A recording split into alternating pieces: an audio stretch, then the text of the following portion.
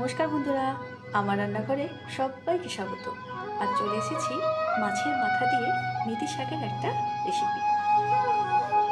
বানানো অতি সহজ আর খেতে অপূর্ব লাগে। তাহলে চলুন দেখে নেব আমার আজকের মাছের মাথা দিয়ে মেথি শাক বানাতে কী কী উপকরণ লাগে। প্রথমে আমি মাছের মাথা নিয়েছি আর মেথি শাককে এরকমভাবে কুচো কুচো করে কেটে নিয়েছি, একেবারে ছোট ছোট করে কেটে নিয়েছি। সবার প্রথমে মাছের মধ্যে আমি লবণ আর হলুদ মাখিয়ে নেব।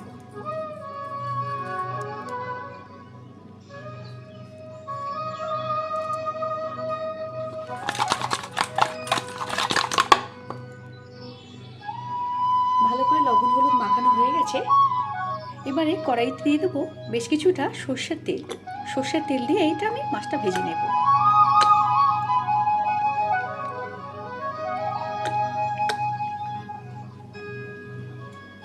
তেল গরম হয়ে গেছে, মাছগুলো এবারে আমি ভালো করে ভেজে নেব।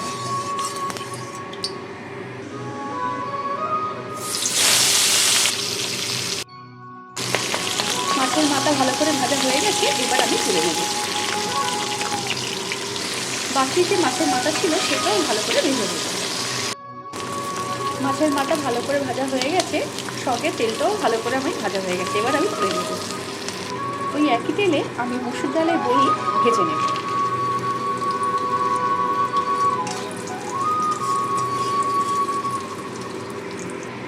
বড়িটা লাল লাল করে ভাজা হয়ে গেছে, এবার আমি তুলে নেব।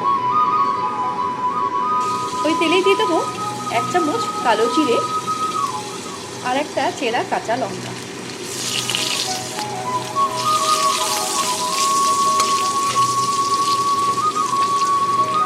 একটা বড় সাইজের পেঁয়াজ আমি কেটে রেখে দিয়েছিলাম, সেটা আমি দিয়ে দেবো।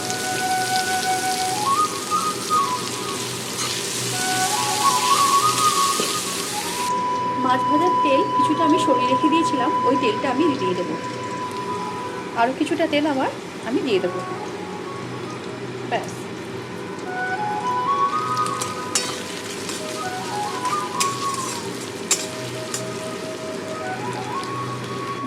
এবারে ছোট ছোট করে আমি আলু কেটে রেখে দিয়েছিলাম, এই আলুটা এবারে আমি দিয়ে দেবো। পেঁয়াজটা যখন হালকা ভাজা হবে তখন আমি আলুটা দিয়ে দেবো।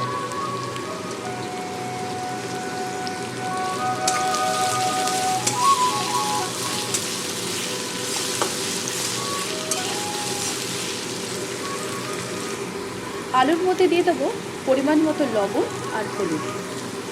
এটা রসুন দিয়েও করা যায়, রসুন দিয়ে আমি দেবো না আজকে।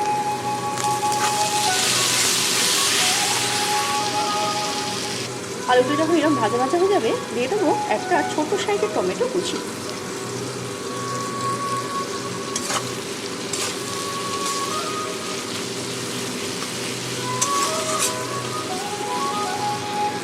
এবারে আগে থেকে আমি বেগুনকে এইভাবে কেটে রেখে দিয়েছিলাম কুচি কুচি করে, এটা আমি দিয়ে দেবো।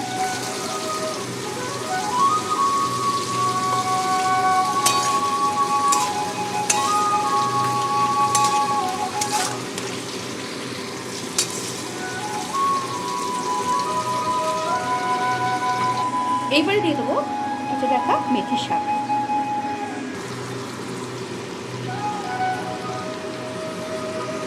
ভালো করে আমি নাড়াচাড়া করে নেব এবং আলুগুলো ভালো করে এর সঙ্গে মিশিয়ে দেবো। আলু বেগুন এর সঙ্গে ভালো করে মিশিয়ে দেবো। এই শাক থেকে যে জলটা বেরোবে, এতেই আমার সমস্ত কিছু উপকরণ সেদ্ধ হয়ে যাবে।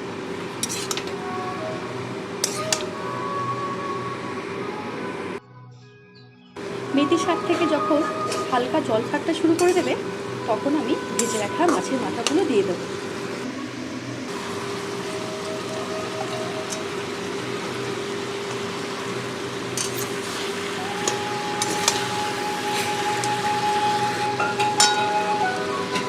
যেহেতু আমি আগে লবণ দিয়েছিলাম, সেই জন্য পরিমাণ মতো লবণ দেবো।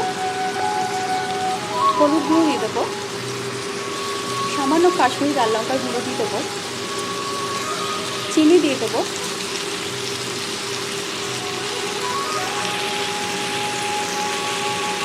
আর দিয়ে দেবো ভেজে রাখা বড়ি।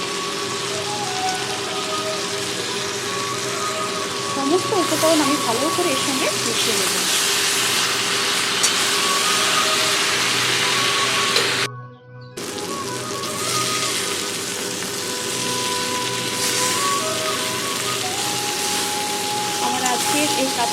মাথা দিয়ে মেথি শাক চচ্চড়ি হয়ে গেছে। এবার আমি নামিয়ে নেব।